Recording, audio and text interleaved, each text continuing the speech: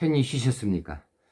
10월 29일 목요일 새벽기도회를 시작합니다. 찬송가 425장 주님의 뜻을 이루소서 1절과 4절 부르겠습니다. 425장입니다. 주님의 뜻을 이루소서 고요한 중에 기다리니 진흙과 같은 날 빚으사 주님의 형상 만드소서 주님의 뜻을 이루소서 온전히 나를 주장하사 주님과 함께 동행함을 만민이 알게 하옵소서. 아멘. 기도하겠습니다. 하나님 아버지, 오늘도 새 하루를 열어주셔서 감사합니다. 오늘 하루도 하나님 영광 거두시는 날 되어지게 하여 주옵소서. 하나님 뜻을 이루는 날 되어지기 원합니다. 우리는 하나님 뜻을 받들어서 하나님 백성답게 사는 날 되게 하시고 하나님께서 맡겨주신 귀한 사명을 잘 감당해내는 저희를 되게 하여 주옵소서. 오늘 또 말씀을 우리에게 먹이시고 이 말씀으로 새롭게 하시고 강건케 하여 주옵소서. 예수님의 이름으로 기도합나이다. 아멘. 하나님 말씀 사무엘상 30장입니다. 하나님의 말씀 사무엘상 30장 1절에서 6절까지 말씀인데 어제 본문입니다. 어제 살핀 바가 좀 미흡해서 오늘 다시 한번 이 본문을 묵상하고자 합니다. 30장 1절에서 6절 봉독합니다. 다윗과 그의 사람들이 사흘 만에 시글락에 이른 때에 아말렉 사람들이 이미 네겝과 시글락을 침노하였는데 그들이 시글락을 쳐서 불사르고 거기에 있는 젊거나 늙은 여인들은 한 사람도 죽이지 아니하고 다 사로잡아 끌고 자기 길을 갔더라. 다윗과 그의 사람들이 성읍에 이르러 본즉 성읍이 불탔고 자기들의 아내와 자녀들이 사로잡혔는지라. 다윗과 그와 함께한 백성이 울 기력이 없도록 소리를 높여 울었더라. 다윗의 두 아내 이스라엘 여인 아히노암과 갈멜 사람 나발의 아내였던 아비가일도 사로잡혔더라.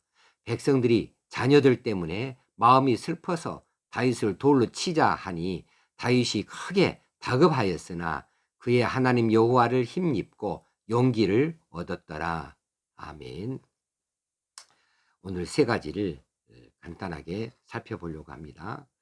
아기스 왕으로부터 출정 명령을 받고 블레셋 군대가 모여들어 있던 아벡으로 가 있는 동안에 이 다윗의 거처 시글락은 무방비 상태이죠.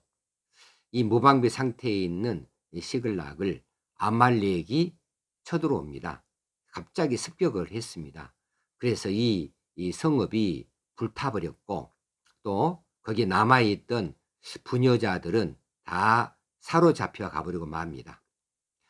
오늘 이 대목에서 우리가 생각해 보아야 할 것은 사탄은 빈 구석을 노립니다. 우리 약점, 허점을 파고 들고자 합니다. 그래서 우리가 이 점을 조심해야 돼요. 사람마다 다 약점이 있지요. 내 약점은 무엇인가 주의해야 되겠습니다. 그 약점을 사탄이가 늘 호시탐탐 노리고 있기 때문에 그래요.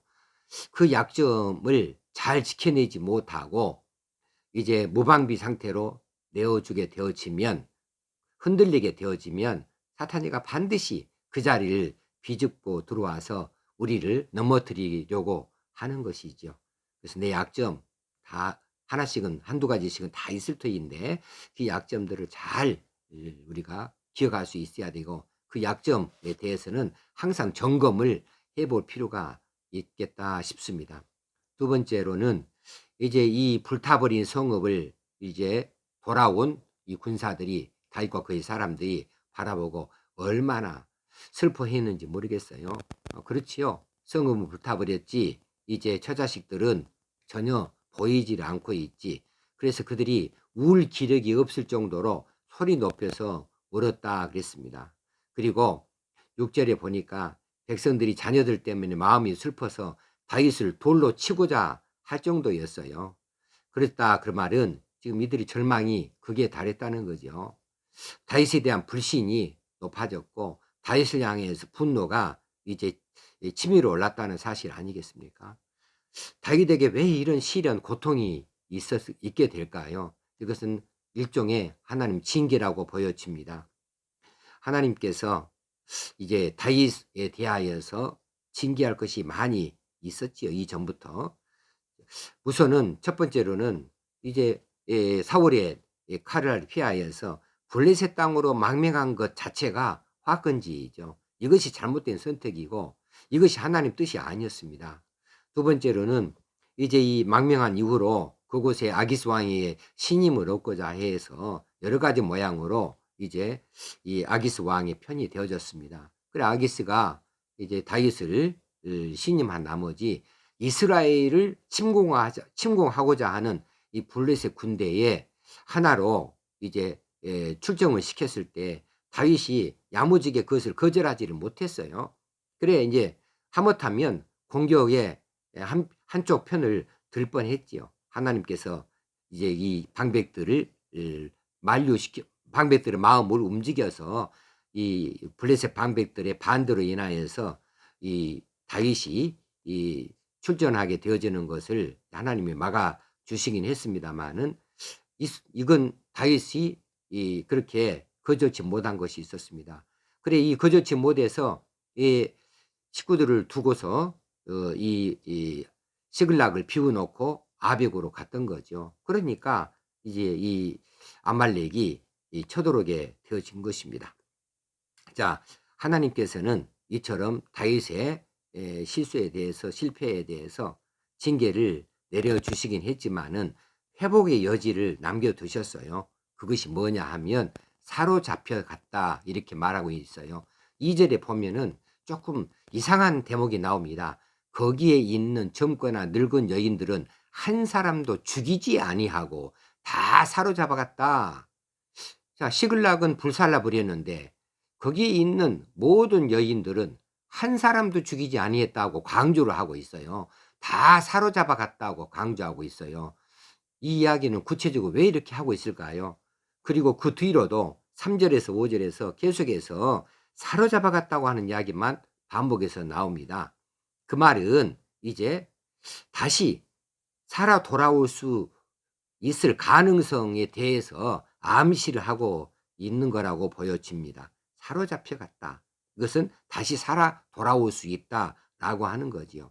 사실 이제 26장에선가 이 다윗이 아말렉을 쳤을 때에 그때에 다윗은 아말렉 사람들을 남녀를 죽였습니다. 죽이고 양과 소와 낙타와 그리고 의복들을 탈취해 왔어요.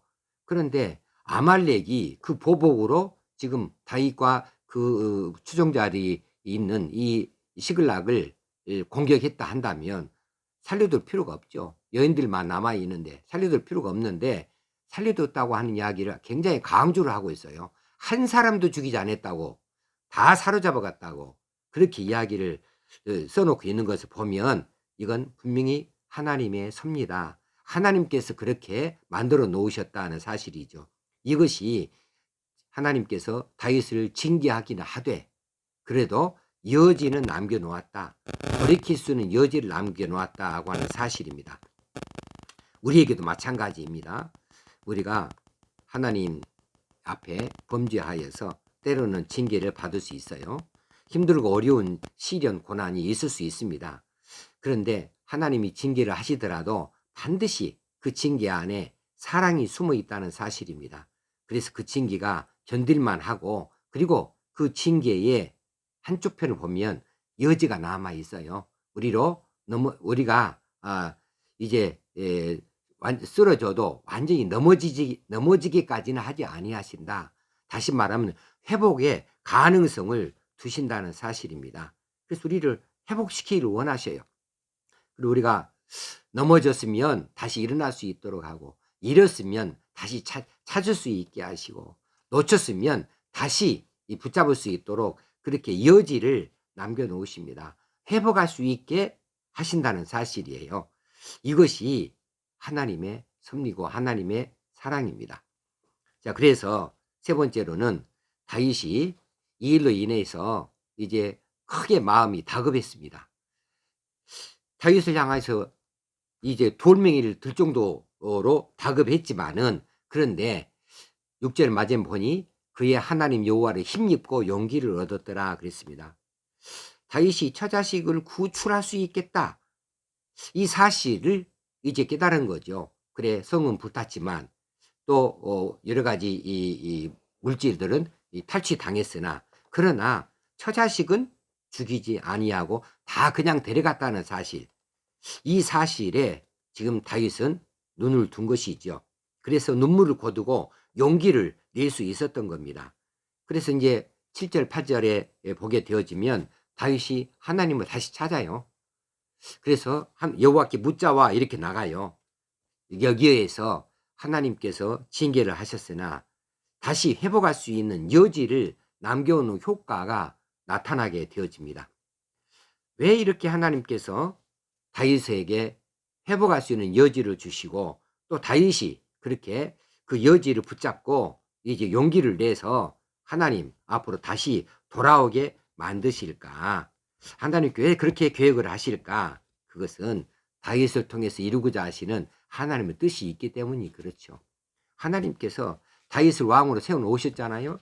이 다윗을 왕으로 세워서 이스라엘을 다스리고 통치하시고 하나님의 선민으로서 이끌어 가실 그런 원대한 계획이 있으셨어요. 다윗은 살아야만 해요. 회복해야만 해요. 그리고 이 다윗의 후손으로 메시아를 오시게 할 그런 원대한 하나님의 계획이 있었던 거죠. 그렇기 때문에 다윗을 징계하셔도 회복할 수 있게, 그리고 그 여지를 남겨놓으시게 하시고 다윗이 다시 하나님을 찾도록 그렇게 하신 것입니다. 우리를 향해서도 마찬가지라고 생각이 되어집니다. 하나님께서 우리를 향하신 하나님의 뜻이 있다.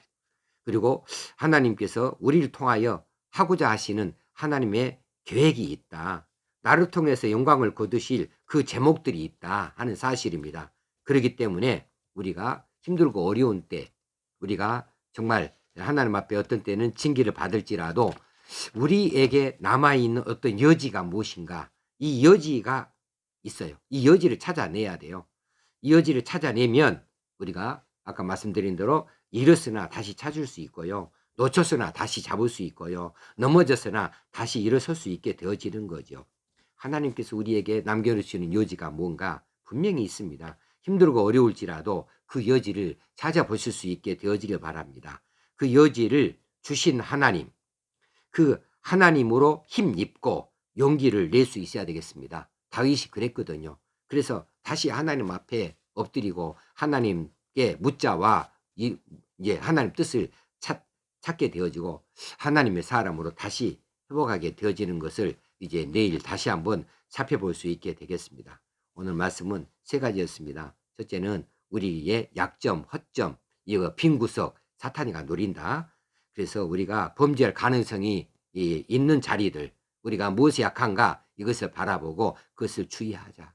이것을 절대 틈타지 못하도록 잘 방어할 수 있도록 해야겠다. 깨어 있어야겠다는 사실이고, 두 번째는 이제 하나님의 섭리가 우리에게는 있다.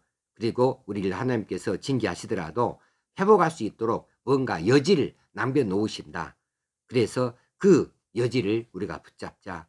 그 여지를 통하여서 우리가 회복할 수 있게 하실 터인데 그 여지를 붙잡자. 그리고 이 여지를 잘 찾아서 우리가 다시 하나님 앞에 돌이키고 하나님을 붙들고 하나님 힘입어서 용기를 가지고 다시 우리가 하나님의 사람으로 힘있게 일할 수 있도록 되어져야겠다는 사실을 기억하시고, 오늘 또 이 말씀을 가지고 기도하시고, 오늘 또 그래서 이 때문에 기뻐하고 감사할 수 있는 제목들이 많이 나타날 수 있으면 좋겠습니다. 기도하시겠습니다. 하나님 아버지, 오늘 또 말씀하여 주신 것을 감사합니다. 이 말씀을 힘입어 살게 하여 주시옵소서. 이 말씀을 믿고 붙잡을 수 있게 하여 주시옵소서. 힘들고 어려울 때 이 말씀이 생각나게 하여 주시옵소서. 오늘 또 우리가 기도하는 제목들, 우리가 이 말씀을 때문에 힘주어 기도할 수 있게 하시고 믿고 기도할 수 있는 저희들 되어지기 원합니다. 오늘 또 하나님 영광 거두시는 날 되어지기를 소원하옵고 예수님의 이름으로 감사기도합나이다. 아멘. 하늘에 계신 우리 아버지여, 이름이 거룩히 여김을 받으시오며 나라 임하옵시며 뜻이 하늘에서 이룬 것 같이 땅에서도 이루어지이다. 오늘날 우리에게 일용할 양식을 주옵시고 우리가 우리에게 죄 지은 자를 사하여 준 것 같이 우리 죄를 사하여 주옵시고 우리를 시험에 들게 하지 마옵시고 다만 악에서 구하옵소서. 되게 나라와 권세와 영광이 아버지께 영원히 있사옵나이다. 아멘. 오늘도 승리하는 날 되어지길 바랍니다. 감사합니다.